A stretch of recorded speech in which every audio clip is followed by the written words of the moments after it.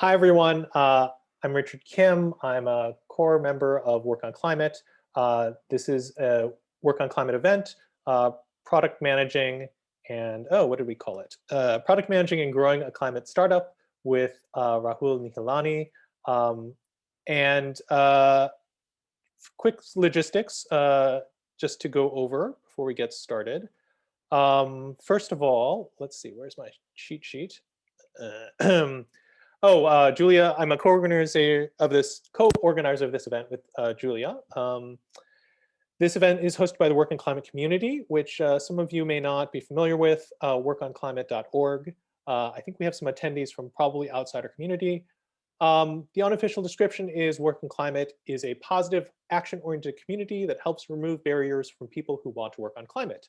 By fostering community, collaboration, and knowledge sharing, we hope to unblock folks seeking to work on climate and inspire them to take action, whether through job seeking, entrepreneurship, volunteer work, or organizing with others.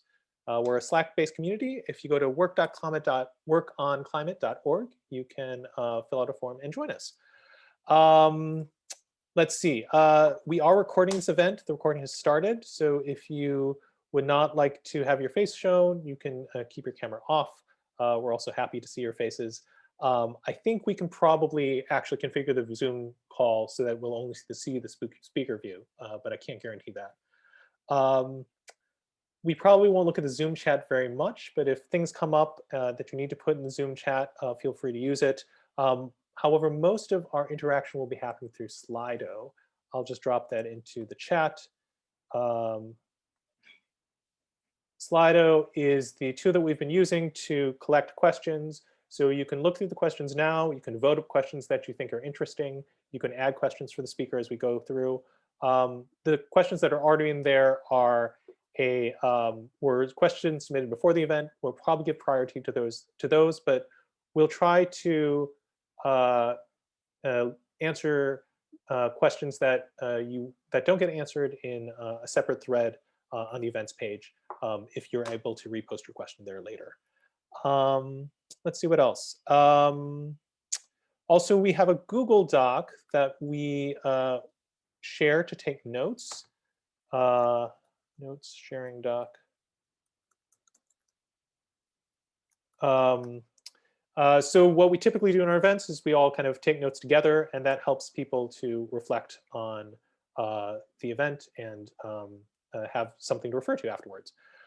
Finally, we have a tradition on Work on Climate that you share one thing you learned after each event. And so the link to share one thing you learned is here.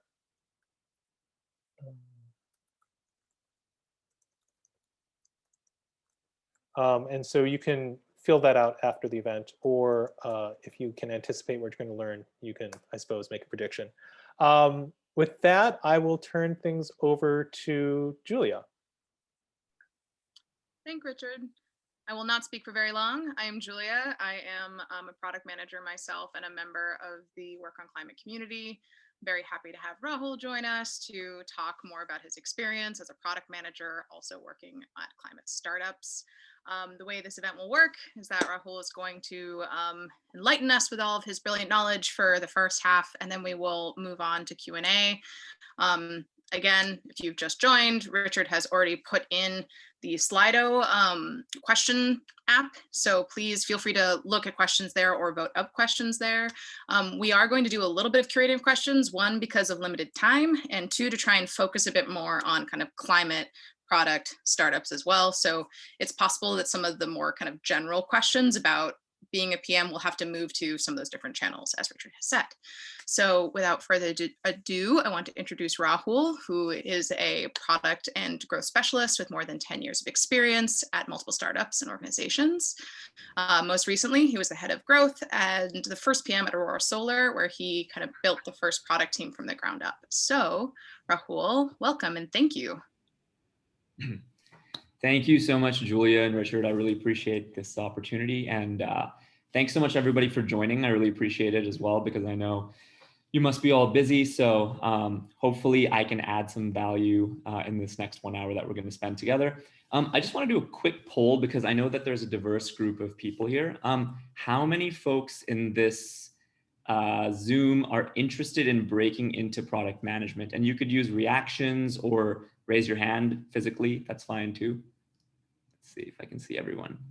Oh, a lot of cameras off. So let's see if we can see some reactions. Okay. Okay, getting a bunch of thumbs up. Okay, okay. Cool. Looks like a decent amount of folks. Great. And then the next question, how many of you are interested? How many of you are already in product management, but interested in breaking into climate specifically? Okay, a lot of people, great. Okay, awesome. And then the last question is, how many of you are startup founders and looking more for advice, kind of general growth advice or product advice or things like that? Okay, one person. Oh, 3 people, 4 people, great. Okay, a few, all right, awesome. So that's really helpful. I'll try to tailor and spend time based on what I'm seeing here. Let me start the presentation here. Let's see here. Let me share my screen.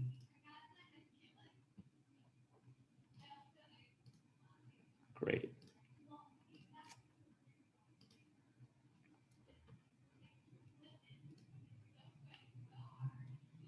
Awesome. Can everybody see my screen? Yeah. Okay. Great. So product managing and growing a climate startup. Let's see. So this is a picture of Patagonia, where sort of my climate journey begins. I know Patagonia is sort of like me saying, you know, I went to the best bakery in the world and that's how I started loving bread. But it's sort of true here, where in 2013, you know, I was fortunate enough to travel to Patagonia and experienced the immense beauty of the place. I always loved nature, but I think there's something sort of, you know, some sort of alchemy that happened when I visited Patagonia, due to me being disconnected for just long enough in such a sublime natural place. So anyway, I decided on this trip that I would commit myself to fighting climate change. So what did I do next? I went to sleep. Well, not quite literally, but instead of focusing on climate change, I actually focused on another problem that I cared deeply about, which was poor sleep. I had some sleep issues when I was in college, and I used cognitive behavioral therapy for insomnia to help myself get better. I wanted to make this non-medicinal therapy accessible and easy to use through technology. And so that's what I worked on. And that was also sort of an idea that was in the back of my mind before going to Patagonia. And so I really wanted to, I guess, scratch that itch. By the way, this is a computer generated room. This room is not real, and that's why I can do this. It's completely CGI, which is pretty cool. So, you know, for product managers for people looking to break into product management, what I would say is follow your curiosity. People always talk about following your passions, but a lot of people don't really know what their passions are. So I think follow your curiosity is a little bit better. You know, good product managers are curious about problems and people. They want to help. It's easier to be curious when you care about something. So find a problem or space you care about and start asking questions to people who know more. So for example, find a company that is solving a problem you care about and tweet a question at them or their CEO. I've found this to be really helpful. I've tweeted at CEOs and they've responded back, and then you start a conversation. And that's a great way to get your foot in the door. So this is what we built. This is our product layer, which was a layer that you actually put on top of your bed and sleep on it, and measures your sleep and tries to help you improve. So I co-founded this startup that uses technology to help people sleep better. We worked on this for about 2 years before deciding, unfortunately, to shut it down. We were running out of money and the technology just wasn't where we expected it to be. On top of that, my co-founder got sick and was out of commission for months. So it was a tough time to say the least. You know, but one thing I learned from there is sort of understand people and build solutions. I think good PMs work with teams to build things that people want. So see if you can find a problem inside or outside your current company and work with others to build a solution. If people want it, you've demonstrated that you can be a PM. So for example, let's take this work on climate Slack group. all of us want to be a part of this group because it helps us solve some problem that we have. So it's a great thing you could do is just find someone in the Slack group with a complementary skill and build something with them. I know there's a lot of engineers, there's designers, there's business people. If you have an idea, if you want to build something, it doesn't have to be big. Find someone and build something. I think that's a great way to break into product. People want to see that you've built something in the past, that you've worked with engineers, or you've worked with a cross-functional group of people. So anyway, after my company shut down, sort of went on an eat, pray, love trip, if you will. My girlfriend and now wife and I decided to travel and live abroad, since that's always something we wanted to do. As we traveled, I also journeyed inside myself, and I thought about what really mattered. Who was I? What was the world asking of me? And I realized that this whole time, I kind of knew in my heart that climate change was the work that I really wanted to do. But I delayed working on it on something that was more immediately. I delayed working on it because there was something more immediately in front of me. So the next challenge for PMs is, prioritize what matters. A good PM knows how to focus on things that are important and that will make an impact. Can you think of ways to demonstrate this within your company, or just in general? For example, I think if you notice that your peers want more feedback to help them grow at your company professionally, but the company only does annual reviews, you could research and suggest the impact of doing more regular reviews. And you could suggest that to your leadership or whoever. So, anyway, after the company shut down, we traveled, and like I said, I wanted to focus on climate work. And I came back and I was like, I don't have any experience in climate work at all. How do I get in? How do I break through? I don't even really know that much about all the different climate solutions that are out there. And so, I thought about this, and I was like, I have some sort of suggestions on how to initially break through. This is a picture that I took of flamingos flying over the Atacama Desert in Chile. And at that point, I actually didn't even know that flamingos could fly. And when I saw these flamingos flying, it sort of opened up a whole new world to me. I was like, wow, that's unbelievable. And really, the message from this is to believe. And I know that this sounds trite, but really one of the most important characteristics of a great PM and a leader is bringing out the best in your team, right? Belief that your team can solve the problem, belief that the setback won't be catastrophic, belief that we can figure it out. This conviction can be the motivation that the team needs. PMs have to influence without authority. You've probably heard that a bunch of times. So think about ways you can exemplify this conviction and leadership quality in your current role, whatever that is. For example, you can speak up at an all hands and point out that despite the setback, the reception of the new product will be really positive, since the market seems to be heading in that direction. Or, whatever knowledge you have, I think just sort of be positive and kind of push your company and your teams forward. And I think that'll really, over the long run, show your leadership qualities. So I started looking for jobs, and I was fortunate enough to find a company called Aurora Solar that had posted 2 jobs on AngelList, which is a job board for startups. Both jobs were sales jobs, and I wasn't really qualified for either, but I was really, really interested in that company and what they were doing and the problem they were trying to solve. So it piqued my curiosity, and I dug deeper. I had a background in marketing and sort of tinkering with startups.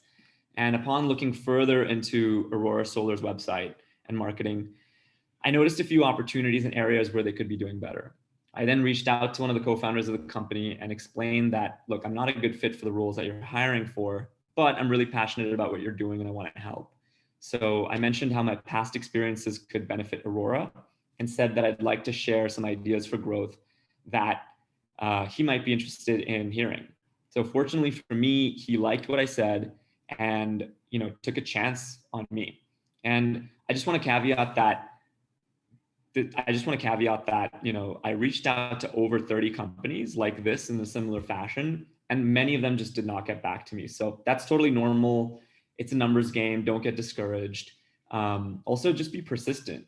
Oftentimes these folks are really busy, and a simple follow-up email that just says something quick like, hey, just checking in on this. Do let me know if you have 30 minutes to discuss, Like something like that honestly can work wonders and a lot of people will respond.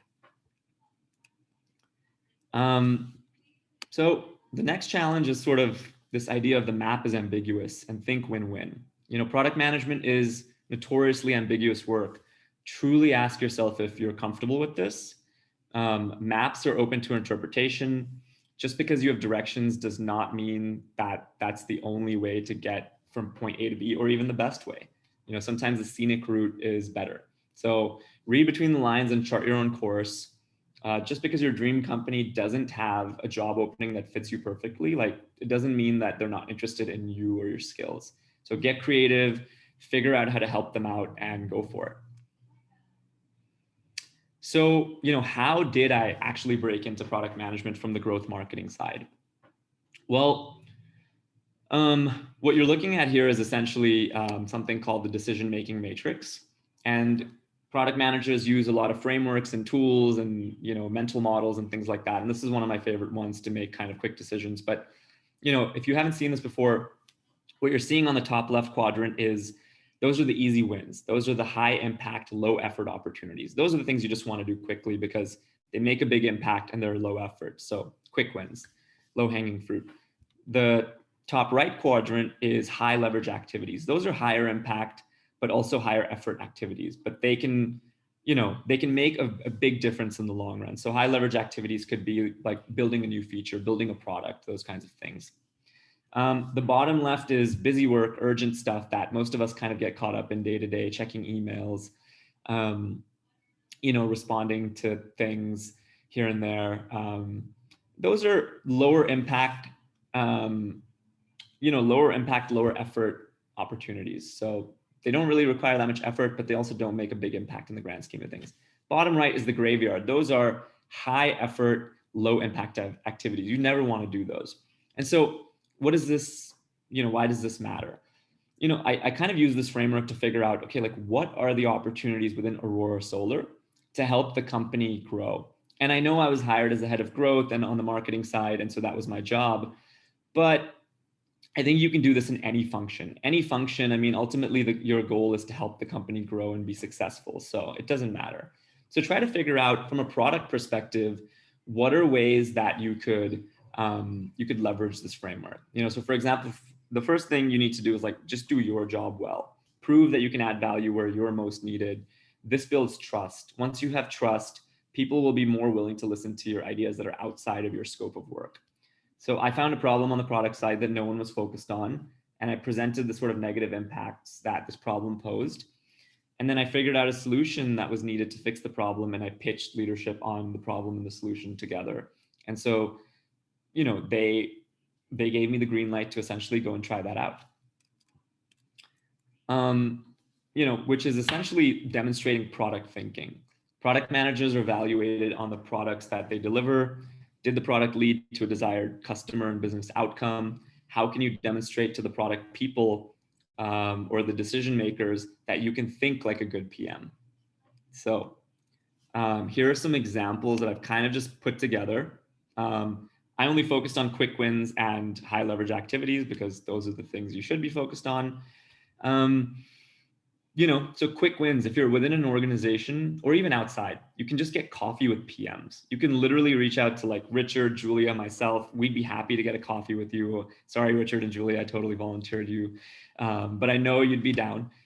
If you work in an organization, get coffee with the PMs there, ask them about their work, talk to them, be interested. You know, if you're showing interest in what they do, they will think of you when a position for an associate PM opens up or a PM where they need help.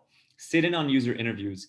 I don't think anyone's ever going to deny anyone in a company from sitting in on a user interview. I think everybody in a company needs to learn about users.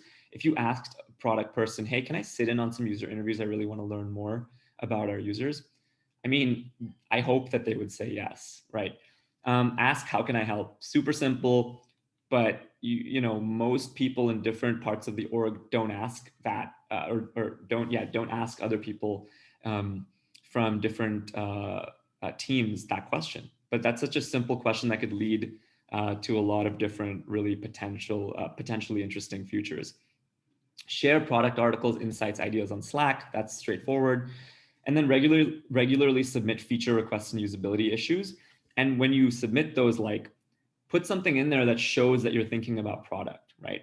So like, hey, this feature request was something a lot of our customers have been asking about, and here's why I also think it might be something valuable that we could do. So then the product managers who are receiving that, they're like, oh, this person's really thinking from a product perspective, and they're quite sharp. Like, that's interesting. And those are really easy things you could do, immediately. Some of the higher leverage activities that take a bit more effort, but are still impactful, or, you could learn and synthesize insights about customer problems from various teams. So you could go around, talk to the customer success team, talk to sales, talk to marketing, talk to product, find out what the customer challenges are, synthesize some sort of insights, maybe create a one-pager or some document and share it with the entire company. Reach out to customers and understand their pain points. You can use a survey or an user interview to do that. You can ask to shadow a PM for a day or two. You could do a usability audit where you go through your product and point out areas of frustration or areas that are unintuitive or challenging. And finally, you can write a one-pager for an upcoming feature. And bonus if you write some user stories too, right? Like, there's a roadmap, and maybe don't focus on something that's immediately on the roadmap because the product people are probably focused on that. But things that are further out, you could say, hey, let me take a crack at this. Write a one-pager, create some user stories, and go talk to the product manager who's responsible for that and say, hey, look, I'm not trying to encroach on your work, but I'm just really curious about product management, and I kind of put this together for you. Honestly, if someone did that for me, I would be so happy, because writing user stories and creating these kinds of things that are really important, it takes a lot of time, and a product manager has to do a bunch of different things. So I would see that as a huge proactive step from this person to say, wow, this person's really interested, let me try to help them. So there's that. Let's move on. And so here the question is, so we'll move more into like skills and kind of some of the resources that I find most interesting and most valuable. So what does the PM job really feel like? Most of you are already PMs, so you kind of know this, but it's essentially like being a student teacher. You don't really have any authority, and you probably don't know more than most people on your team, but you're still sort of guiding and coaching them and sort of trying to lead them to some great outcome for the customer, for the business. But you have to use persuasion. You can't just tell people what to do. This is one of my favorite cartoons about product management, because honestly, this is sometimes what it feels like. But the cartoon is like, the first one is what marketing suggested. The second is what management approved, what was designed, what was delivered, and then what the customer actually needed. So I'm sure a lot of you are familiar with this feeling. Just moving on, what should PMs learn and know? So a lot of you have probably seen this, but product management is sort of at the intersection of user experience, technology, and business. So you should definitely try to understand those areas high level. But I also really like this one, which is the soft skills side of things. Good product managers are great communicators, very well at being organized. They are great researchers and can execute and actually build something end to end, or get their team to do that. So this model is actually from this book called Product Management in Practice, which I highly recommend. It's a great little thin book that kind of just goes over what it's like to actually be a product manager from someone who's done it for many years. And then, so this is what courses can help me. These are the product management specific courses, and they go over product management as a whole. And I'll be sharing this deck with everybody, so don't worry about taking notes or anything. I should have mentioned that. And these all have links attached to them, so you can just click through, look at the courses. It kind of goes from least expensive to most expensive, but I wouldn't necessarily say one is better or the other. It's just kind of what you need, right? What stage you're at. This one's a great one for just learning the basics, and they give you a lot of templates and tools, and it's it's a MOOC, and you can kind of take it at your own speed. Lenny Rachitsky is one of the best product thinkers, I think, out there. He was a product person at Airbnb, and now he tweets and writes a lot about product management and growth.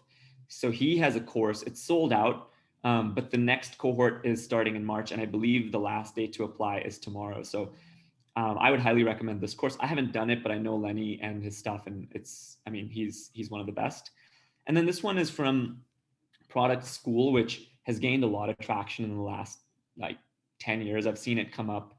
And a friend of mine took this course, and he went from being a developer to a product manager, and he really loved the course. So this is a user experience and user research course, which I highly recommend. I actually did take this course, and it taught me pretty much everything I know about how to do user research and how to do it systematically. I would highly recommend this course for anybody, not even for product managers, just anyone who's trying to think about how do I solve a problem for a person? Like, that's what this course teaches you. Oops. Sorry about that. I think I clicked on an actual link. Here we go. And then this one is technology for product managers. This is if you want to learn the technology side of things. What's a tech stack? What's an API? How does the internet work? Those kinds of questions. It is valuable to know the basics of technology. What books can help me? Now, there's like a million books you can get, but honestly, out of all the books I've read, these are some of the ones that really stand out to me and that have like made me go aha a million times. So the first one is Inspired, which talks about good versus great product teams. The second one, I know it looks like a cartoon, but this is honestly one of the most phenomenal books you can buy. It's How to Understand Customers. It's called Value Proposition Design. And it's phenomenal. I would just buy that one. Don't Make Me Think. This is about designing for intuition and for users who, in today's day and age, none of us want to really think. We're so distracted. The next one is 100 Things Every Designer Should Know About People. It's about psychology and behavioral design. This one's called Hooked, which is about habit formation in products. It's very scary, but also it's great for climate products because I think we want people to start building more and more habits around, energy efficiency or things like that. And the last one is, as a product manager, you have to influence because without authority. And so this is a great book on persuasion, also a bit scary. What else can help me? If you want more resources, there's this Ultimate Product Management Guide, which has it sort of just breaks it down from start to finish. It's got great Twitter accounts to follow, great templates. Just click through and you'll see it. It's really awesome. This is a YouTube video by a professor called Peter Senji, and he is the person essentially who's credited for coining the term systems thinking. You might have heard of systems thinking, but it's the idea of thinking in terms of systems. I think all of us in climate change, we should be thinking in systems. We understand the earth is a system and everything is connected. This video is really great. It'll teach you how to think in systems and also appreciate systems thinking. Just for fun, this is an Instagram account called Shit User Stories, which is a lot of fun to just kind of browse through when you're on Instagram.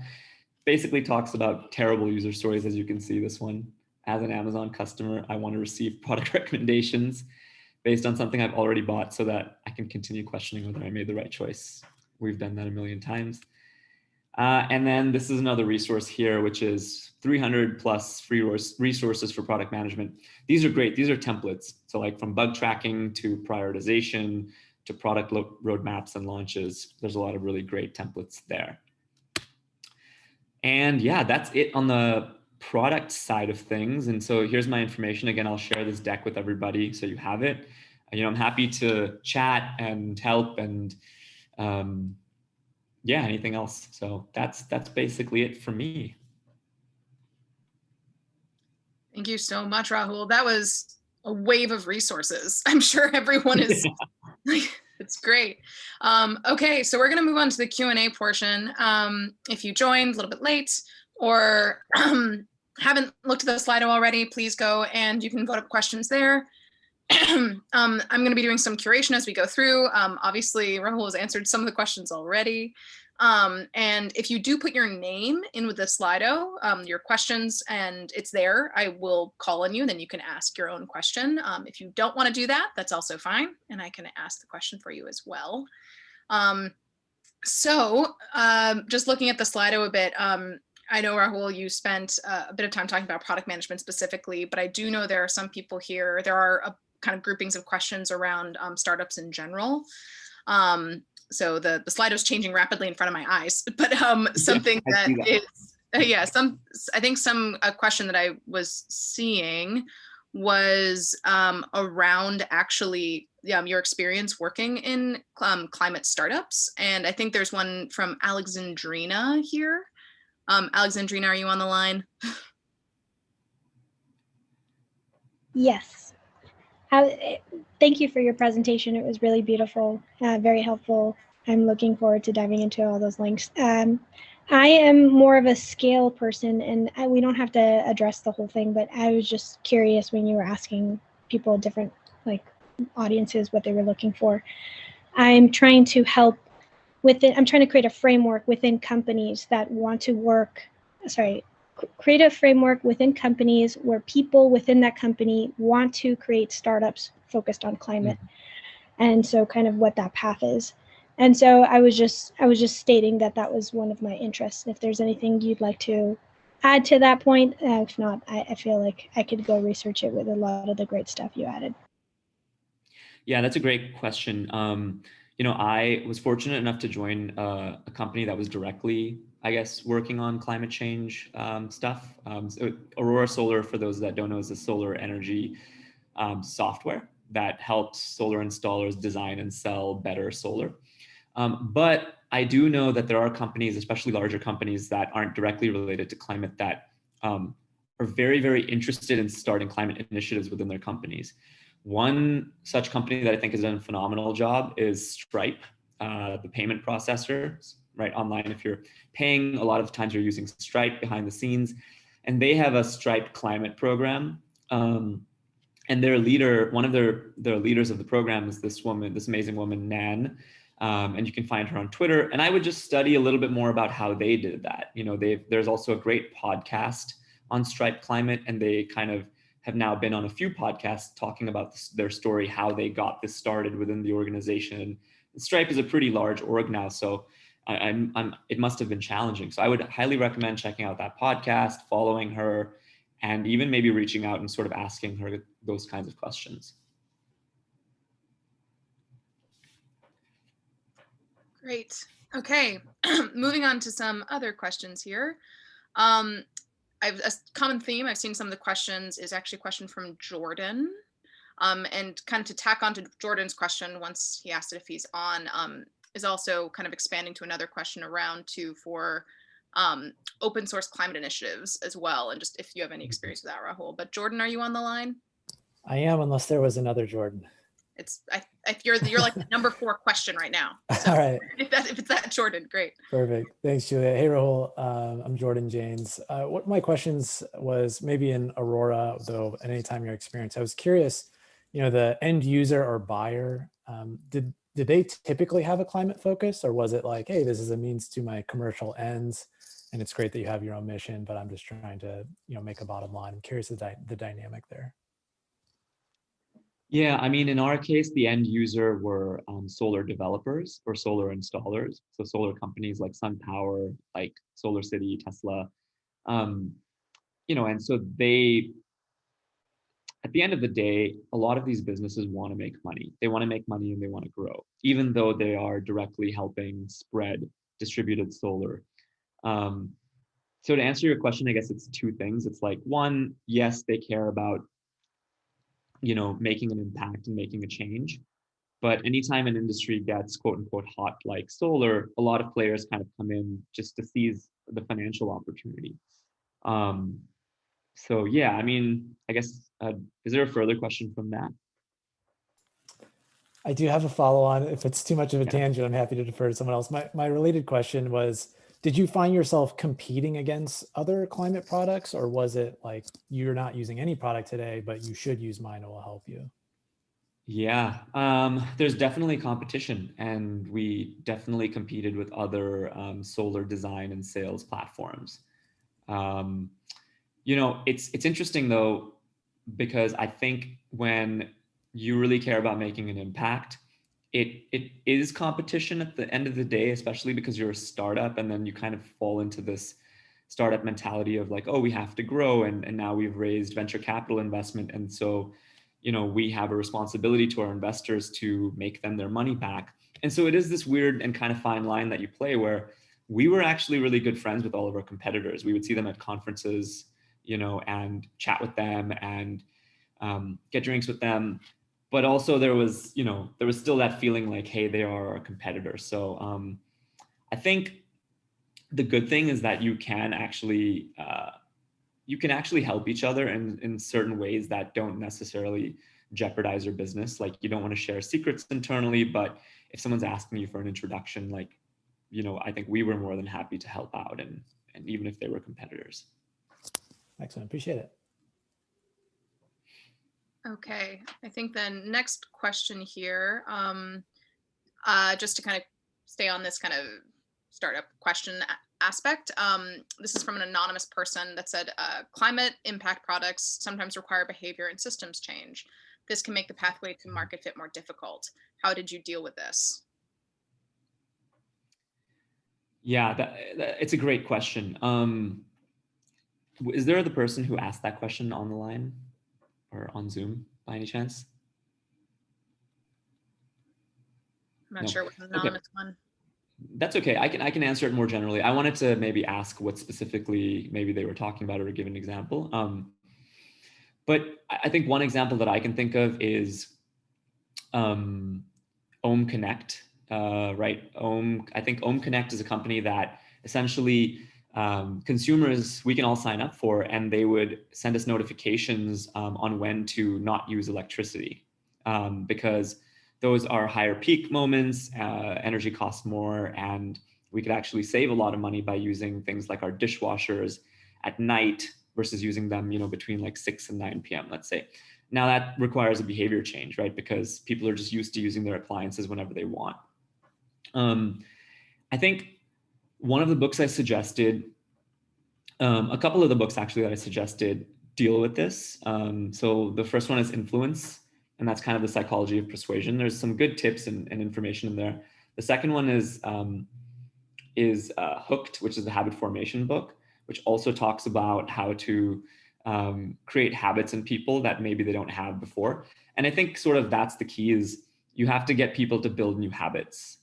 And you really have to think down that angle of like, how do you use behavioral psychology to get people to create new habits? And I think a lot of people, there's this popular book out now called Atomic Habits, which I think is quite good, which teaches you how to take very, very small, like sort of baby steps to create new habits.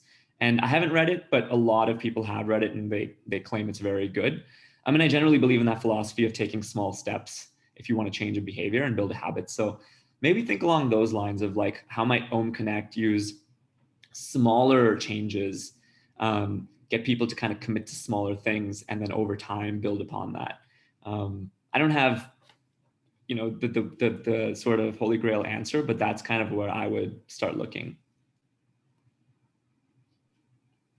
Great. Okay, I think another question here from Shannon. Are you on? Mm-hmm. I am indeed. Great. Hey, Rahul, actually, it's funny enough, I got introduced to you this week from Eli. So maybe we can catch up after this. Hey, Shannon, how are you? Yeah. My question was around just software and climate. Like, I just love to hear your take on like how much opportunity is there for software in general in climate, as opposed to the hard sciences, doing batteries and whatever else. Yeah, I think there's a huge opportunity for software and climate. I think especially on like, what we just talked about, the consumer side, changing behaviors. I think management of utilities. I think, there's companies doing all sorts of really, really interesting things on the software side, using software to even potentially manage indoor farms, or like, regenerative farming, using software for agriculture, using software for, I mean, literally, if you go through, Project Drawdown, like the book Drawdown, and you can go through each category and look, and oh, there you go, perfect, yeah. Go through each category and think like a product person, like how might a software product sort of incorporate or fit into solving each one of these problems. And I think for each category, you can come up with a software solution.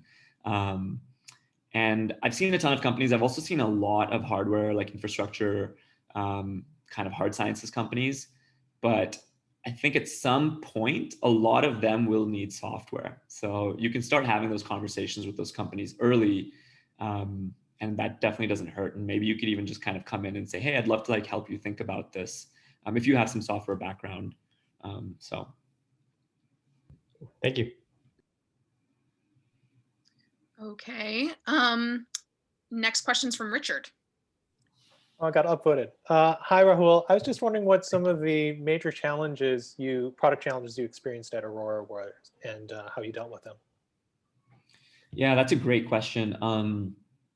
So Aurora is like I mentioned, is a solar, it's a SaaS product that allows solar installers and developers to design and then sell solar systems, right, or PV systems.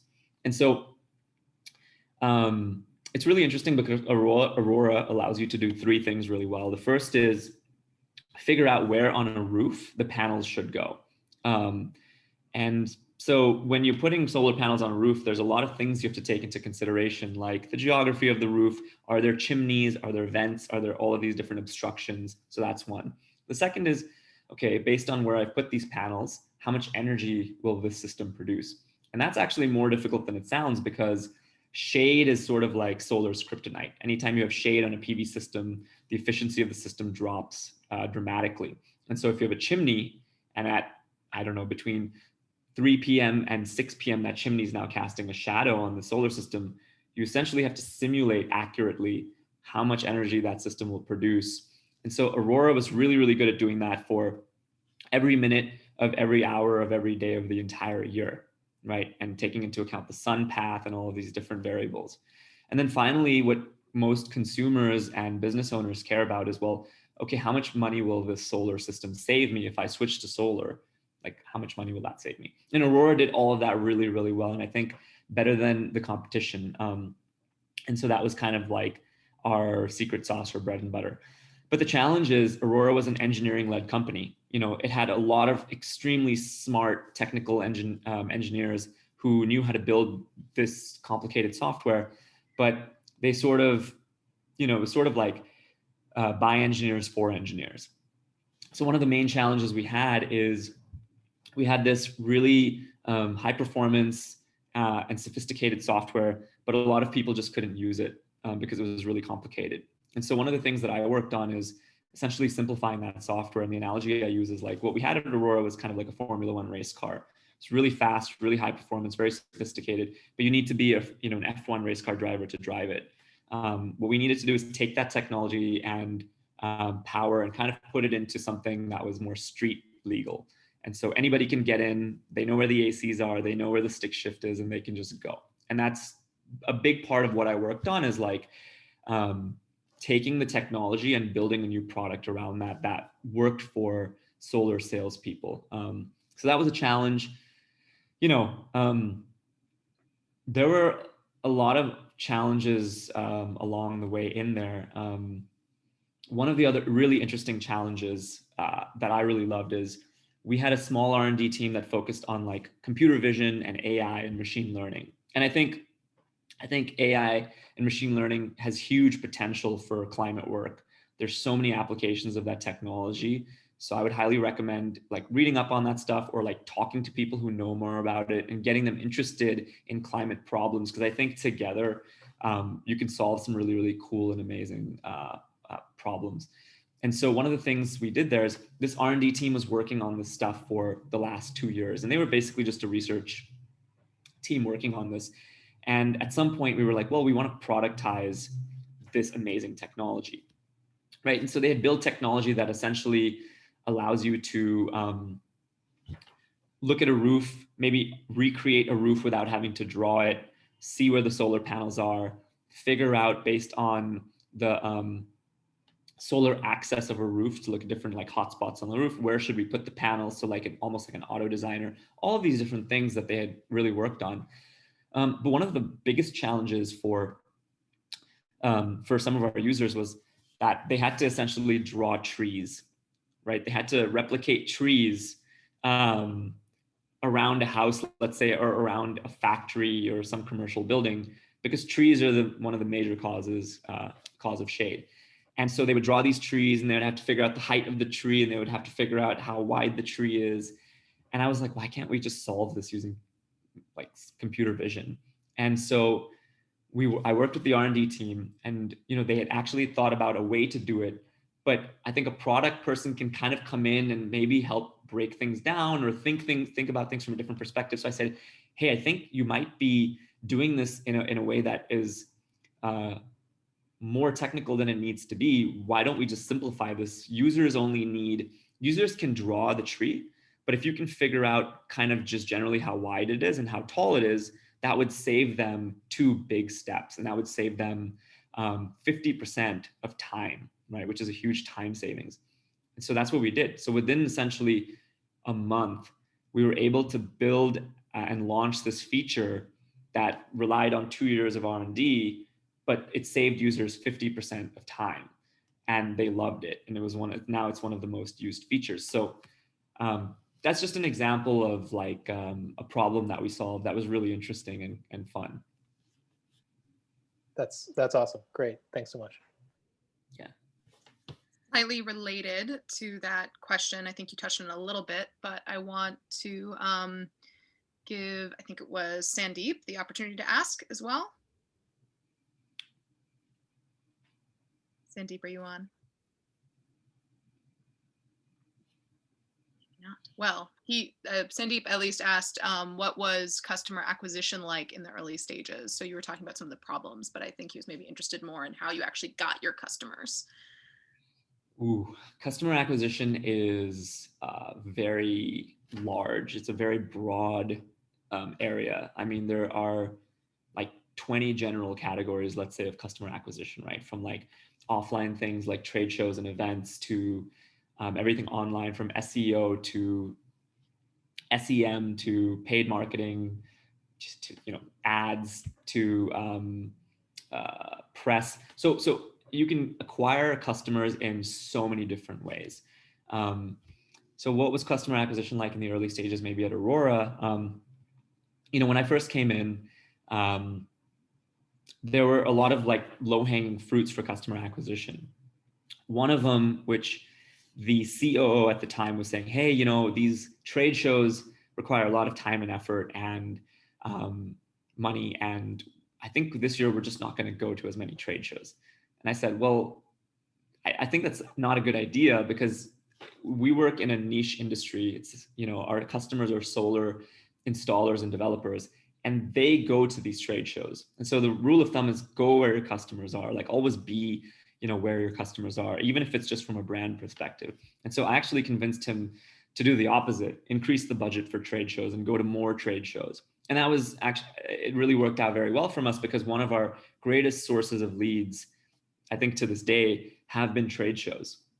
You go to trade shows, you collect information from your target ideal customer, and you reach out. And that's, a great way of doing customer acquisition. Another thing, which is more of like a virtual trade show, if you will, is kind of a webinar, right? So talk about a topic that people are really interested in your industry, add value, teach them something, and a lot of people will show up. So we do webinars on different topics that are interesting to solar installers all the time, from how do you increase your solar sales, what are the components of like a winning sales proposal, and a bunch of different things like that. I mean, I could talk about all the different customer acquisition channels, but that would take forever. So, those are 2 main things that we did. But again, for every business, it's different. So I'm happy to chat offline about your specific business and what might be helpful to you. Yeah. Great. Okay. thought there was a name on here, but I think it was Jan who asked this question. The number one question currently on Slido. Is Jan on? Well, more specific question was, what are the most exciting technology areas for the next wave of climate startups? Honestly, if I knew the answer to that, I would be an investor and just invest in all of them, I guess. But I don't know. I feel like the climate space is changing so quickly, and there's so many people out there who are way smarter than I am, who are coming up with like innovative solutions. I think the way to find the answer to that question is obviously read and follow people who you think are really smart at what they do and kind of at the cutting edge of their industries. Another way to do it is look at the top 10 climate focused venture capital firms or like investors and see what they're investing in. Most of them have their portfolios public. And so you can easily just go on their website and kind of go through and say, okay, I don't know, Khosla Ventures is investing in like these climate startups. Like, let me take a look at what they're doing. Oh, whoa, they're doing some cool stuff. That's a good way to kind of find out what is kind of cutting edge on the technology side. But yeah, I don't know. I can give you a couple of startups that are cool, but there's so many out there.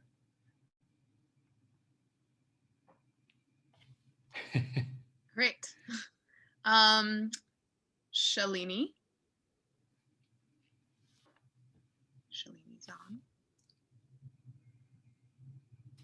Okay, well, Shalini asked, volunteer opportunity as a PM in climate space. I'm guessing it's, you know, any way to break in. Other suggestions for breaking in, but opportunities to volunteer.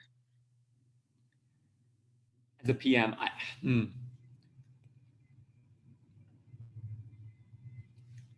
I think that this one's a bit tricky. I'm not sure what the right answer here is, but like, I'm sure there are like nonprofit organizations that could use product kind of guidance and direction and help. So that could be an interesting avenue.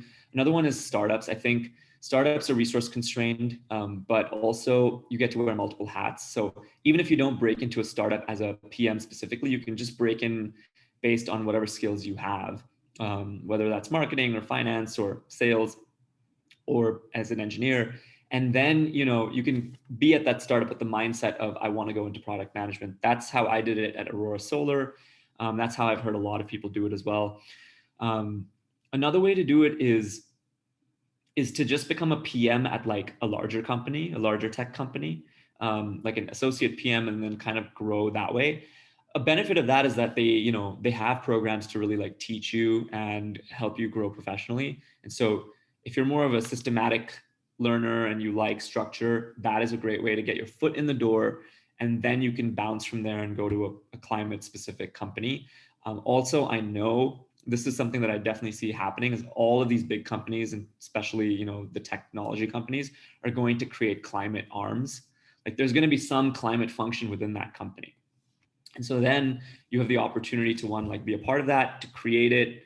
And I think that's really cool. Like I mentioned Stripe, for example, Google has one. I think Facebook has one, but you know, all of these companies will have climate specific arms or sustainability focused arms. And so I do think that like the time could be right for you to join one of those companies if you're not seeing or finding opportunities specifically on the climate side. I just want to put a quick plug in for Work on Climate. We have two programs that might be relevant for people who want volunteer opportunities. One is Climate Fellows, which matches people who are interested in doing volunteer or short-term opportunities with different kinds of climate organizations, nonprofit and for-profit. There's a part in that that's called project scoping, where you kind of go out and you approach organizations to figure out what kind of projects they might need. That there's very PM-like skills involved in that. The second thing is we have a wish list for within our community of different initiatives that we'd love to have run. And I posted that in the chat. I'll post it again. Those are also very PM-like things where you can take ownership of a particular project within Work on Climate and figure out how to make it work and develop customer base and do user reviews, all kinds of things like that. Awesome. Okay, so I'm going to be wary of time. We have 5 more minutes left. I think I'm going to do one more question. There are so many amazing questions. As Rahul has said, he's made himself very available. So feel free to reach out to him if you want to ask him about his experience. But there's also lots of channels on Work on Climate where you can ask some of these more general PM questions. I have found the Work on Climate group extremely amazing and very giving of their time. So if we didn't get to your question, don't wait to get it answered. Go on Work on Climate and try and find an answer for your question there. Okay, so for the last question, I am going to actually direct it at Sophie. Sophie, are you on? Yes. I had a couple questions. Which one are we looking at? It was the asking about the campaign experience. Oh yeah, awesome. So I saw let me turn this on. I saw that you volunteered with Biden for President, and I was wondering kind of how individuals with a tech/product background can best contribute to political action and climate policy. Yeah, that's a great question. You know, the stuff that I did was not very technology related, because I think in this case, the stuff that would make the biggest impact, you know, calling swing voters, writing letters, canvassing, those kinds of things, they don't necessarily relate to tech. But there is a great organization called Tech for Campaigns, which I would highly recommend checking out. Their whole focus is how might we use technology to help people win campaigns, specifically progressive folks. So check them out. And there's another one called The Arena, which is not tech focused, but it's more diverse, and they are looking for people with technology skills to help them out. And they can place you in certain campaigns because they're very well connected in the political sphere. So if someone is running a campaign and they need someone to create a website or do their social media marketing or whatever, they can place you in those opportunities. Thank you. Great. Okay, well, thank you everybody for all your questions. Rahul, I wanted to give you an opportunity. Is there any kind of parting words you want to share or any asks you have for your audience? I just want to say thanks for joining everybody, and I'm on the Slack channel, so happy to answer any more questions offline. I'm also working on a startup right now, kind of on the side, if you will, which has to do with like environmental toxicity in the home. So a lot of the products we bring into our home have chemicals in them, and a lot of these chemicals could be hazardous to our health. And so it's a problem that I care about. And in the United States, we don't have regulations at all that kind of really control these bad chemicals. Maybe with Biden-Harris in office, we'll have some more regulation, but let's see. Anyway, so that's a problem that I'm tackling, and I'm trying to figure out what is a good solution. So if anyone's interested in that problem or wants to learn more, wants to work together, please do reach out. Awesome. Great. Okay, so thank you, everybody. I'm just going to wrap up super quick. If you don't already belong to Work on Climate Slack, you should join. It's workonclimate.org. There have been many links that have been shared throughout this presentation, including the link to Rahul's presentation. So we'll be sure to include that within the Slack group. And also just a general reminder to post something you've learned within the Slack group, because that will help everybody else who has not been able to join today. And there were so many links shared and things to be learned. So please do share those, and please do continue the discussion on the Work on Climate Slack group. Make connections, reach out to each other.